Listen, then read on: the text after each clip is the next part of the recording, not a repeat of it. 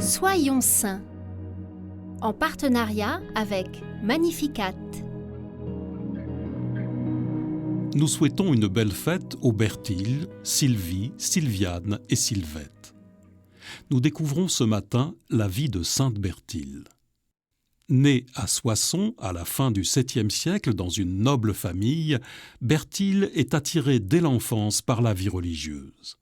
Sur les conseils de saint Ouen, son père spirituel, elle rejoint le monastère de Jouarre fondé par saint Adon.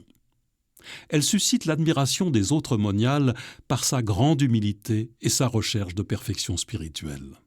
Très vite, on lui confie successivement l'accueil des hôtes, le soin des malades et l'éducation des enfants confiés au monastère.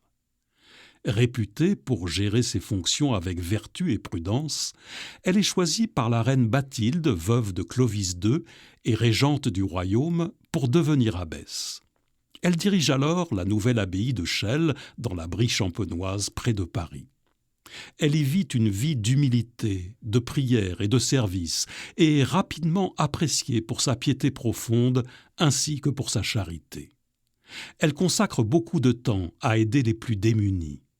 Parmi les fonctions exercées, elle est également infirmière, puis directrice d'école avant de devenir prieure. Sa communauté prend vite de l'ampleur, car elle attire de nombreuses jeunes filles. Elle est sainte de manière toute simple. En effet, en 45 ans, elle vit son quotidien en posant des actes d'amour fidèles à sa foi et à ses engagements religieux.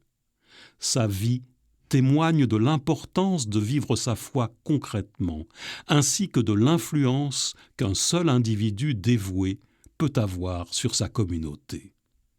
Pendant près d'un demi-siècle, Berthilde dirige la communauté qui accueillera plusieurs reines, dont la reine Bathilde elle-même, à la fin de sa régence.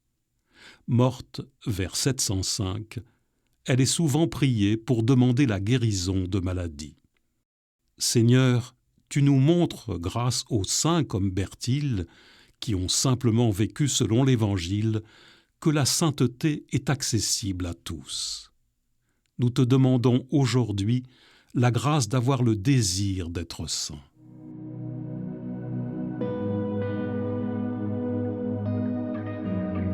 Sainte Berthilde, nous confions à ta prière tous les malades qui nous entourent. Que le Seigneur les accompagne et leur donne la force dont ils ont besoin.